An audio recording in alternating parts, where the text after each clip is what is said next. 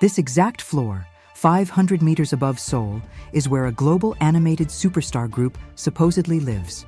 Not a set, not CGI. The real view from Seoul sky is the apartment background for Huntrix, the group at the center of Netflix's K-pop Demon Hunters.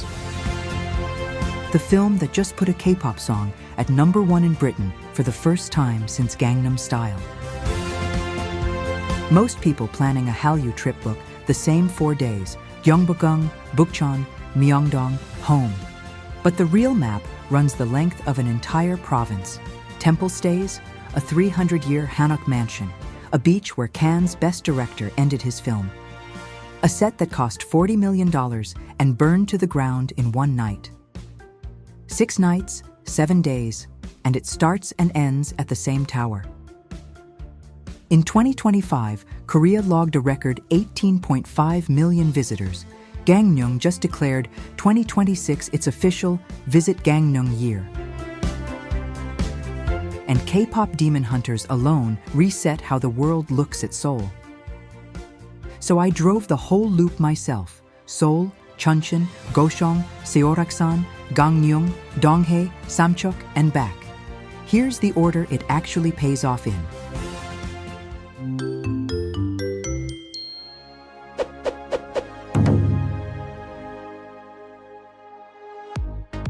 Day 1 doesn't start in a palace. It starts in Jamsil, and that's deliberate. This isn't just Seoul sky. It's where the whole K-trend capital idea lives in one building.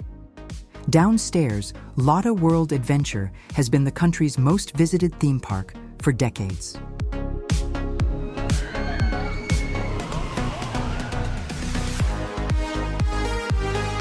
Next door, Jamsil's Olympic Stadium, built for the 1988 Games, is now where Huntrix parachutes out of a burning plane for their debut stage in K-pop Demon Hunters' opening minute. Therefore, the shopping avenue underneath isn't just a mall.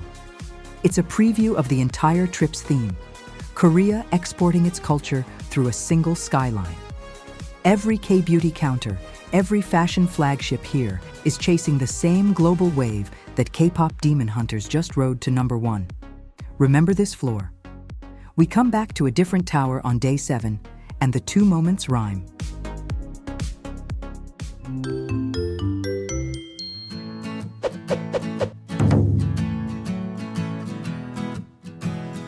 One hour north of Seoul, Chuncheon Bridge looks completely ordinary in daylight, just a span over Uyum Lake.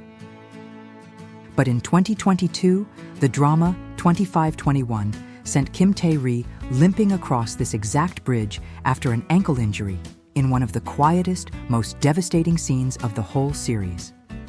Therefore, when Chuncheon City Film Office needed a location 2 years later for Korea's biggest 2024 hit, Lovely Runner, they came back to the same 1,058-meter span. In the show, it's called Hangang Bridge, but it isn't the Han River at all. It's this bridge, and it's where Byun Woo-seok's character crosses 15 years to reunite with the woman he loves. Same bridge, 2 of the most rewatched reunion scenes in modern K-drama, 2 years apart. And Chuncheon isn't only romance. Walk into Hwayang Yeonhwa Coffee, also known as Sandara Music Cafe, and you're standing in the main filming hub of Kupang Play's 2023 hit Boyhood, a coming-of-age series set in 1980s Korea. The vintage interior hasn't changed since the shoot.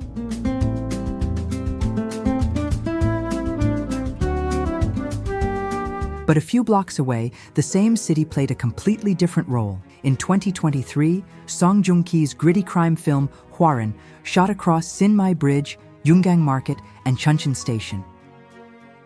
Real markets, still operating, still walkable today. And that same year, Netflix dropped Black Knight, with Kim Woo-bin and Song Sung-hyeon, turned several Chuncheon districts into a post-apocalyptic cityscape.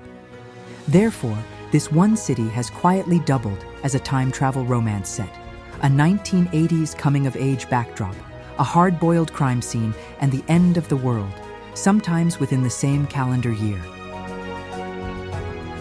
10 minutes south, Nami Island is where all of this began. In 2002, Winter Sonata filmed here and detonated the entire Korean wave. The tourists, the pilgrimage culture, the very idea of set jetting to Korea, all trace back to this one tree-lined island. Therefore, staying overnight matters. Once the last ferry pulls away, only guests of Hotel Gyeongbokgung remain. The fog, the empty paths, an island with no daytime crowds. And before you sleep, walk Chuncheon's dakgalbi alley for dinner. This spicy stir-fried chicken was invented in 1960 on this single 150-meter street, when a restaurant owner ran out of pork and threw chicken on the coals instead. That accident rode Winter Sonata to international fame in the 2000s, and it's riding K-pop demon hunters' K-food obsession right now.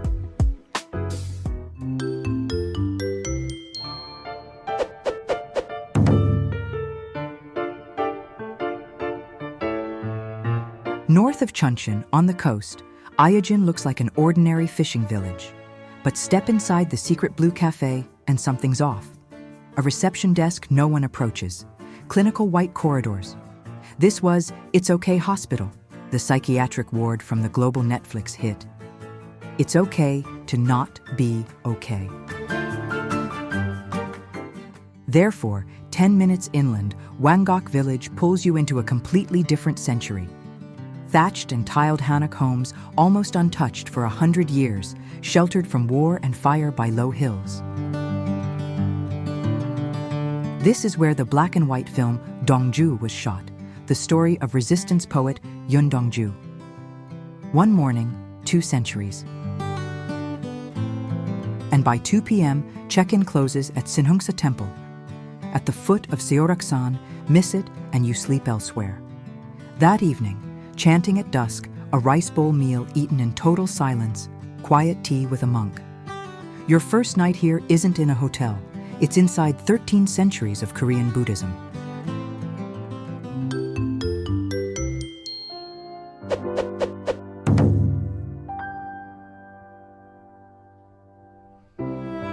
Wake before sunrise for dawn prayer, then hike straight from the temple courtyard onto Seoraksan itself. And here's what most travel guides never mention. This single mountain has quietly been Korea's most cinematic peak for 60 straight years, across 3 completely different eras. Start recent. In 2025, the French production Winter in Sokcho, based on Swiss-Korean author Elisa Chua Dusapin's novel, used Seoraksan not as a sacred national peak, but as a cold, lonely canvas. A French artist and a half-Korean woman wander the snow-covered park, and the mountain mirrors their tangled identity. But rewind to 2022. The global fantasy hit Alchemy of Souls sent its lead to the cliffs of Gyeongbokgung Fortress, an 800-meter rocky stronghold reachable by cable car. Pure CGI magic, but grounded entirely in Seoraksan's real jagged rock walls. In 1967, the action film Wonjom staged a brutal fight on the steel staircase of Gyeongbokgung Cave. No harnesses, no wires, no CGI, the star tied to the railing by a leather belt over a deadly drop. The 1997 mountaineering epic San carried that same macho conquest spirit into the modern era. But by 2023, technology rewrote the relationship entirely. The documentary No Boundary sent drones soaring over Tawangsong Falls, chasing a single beam of light through the clouds. The crew climbed Seoraksan 5 times just to catch one moment of waves crashing in the sky. No human hero this time, just nature, finally seen from a bird's eye. From a mountain we conquered, to a set we built, to a wonder we finally just watch. Therefore, after all that altitude, the day ends low and slow. Chodang soft tofu for dinner,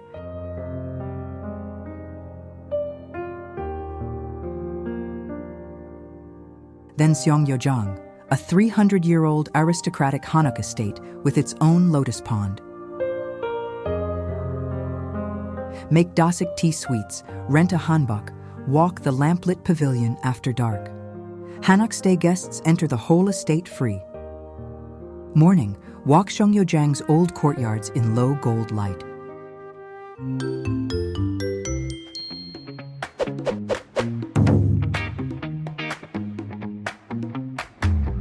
Three Hallyu icons within a 5-minute walk of each other in Jumunjin.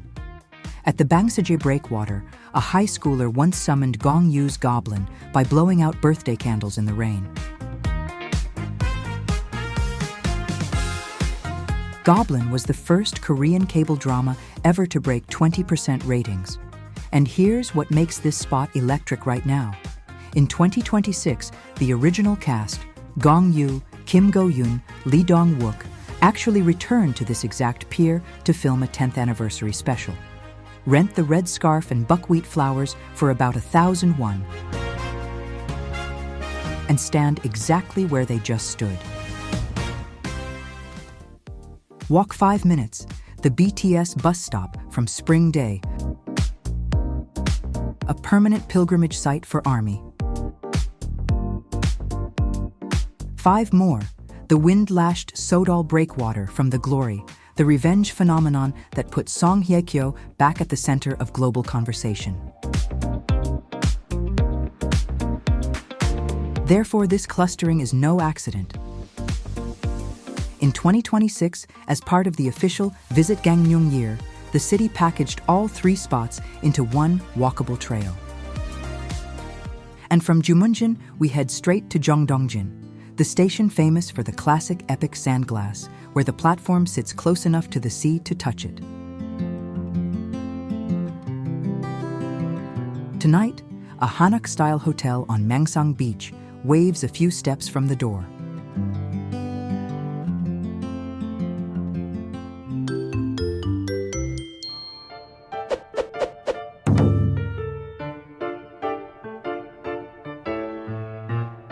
Day 6 opens with a drive. The Haeonhwa-ro Coastal Road, often called the road closest to the sea anywhere in Korea, is the exact stretch from the finale of the time travel thriller Signal. Waves breaking a meter from your tires is the scene. Therefore, Donghae's Nongoldam-gil, a hillside mural village stacked above the harbor, appeared in both Run-On and Hush.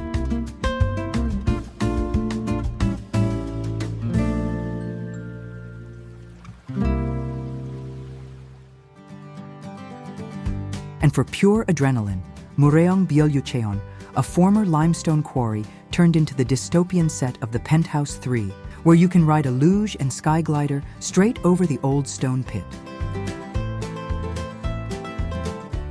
Therefore, south to Mangbang Beach. The sand from the BTS Butter album jacket, where J-Hope looked at the water and said, "Looks like a composite, right?" And then we closed the loop. Bunam Beach, the small, once mapless cove where Park Chan-wook ended Decision to Leave, the film that won him Best Director at Cannes. The barbed wire is gone now. You walk down narrow stairs to where Park Hae-il's detective searched the rising tide for a woman the sea had already taken.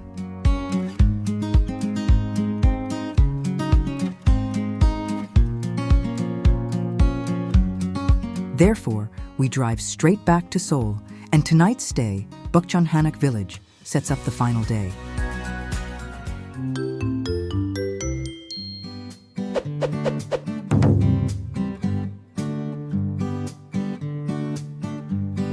The last day proves the whole journey was one circle. At Gyeongbokgung, hanbok is free entry, and since K-pop Demon Hunters, more visitors than ever come chasing the film's 5-color palette and danchung patterns painted across its own eaves. Therefore, walk to Myeongdong, where the Saja Boys performed Soda Pop.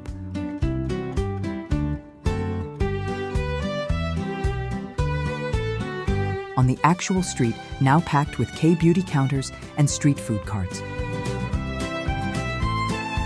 And at dusk, Naksan Park's Fortress Wall is where Rumi and Jinu shared their quietest, most honest conversation in the film. The same stone path, the same skyline glowing orange behind it. Therefore, Namsan Tower closes it.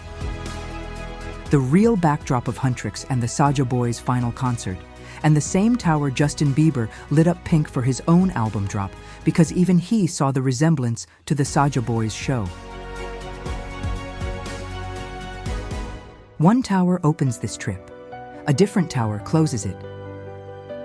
Everything in between, Nami Island and Chuncheon Bridge, Sinheungsa Temple on Seoraksan, Seonggyeojang and the Jumunjin breakwater in Gangneung, Gyeongdokgung, and Samcheok's Bunam Beach is the part most travelers never see. The full 7-day route, temple stay booking links, and every hotel alternative are in the description below.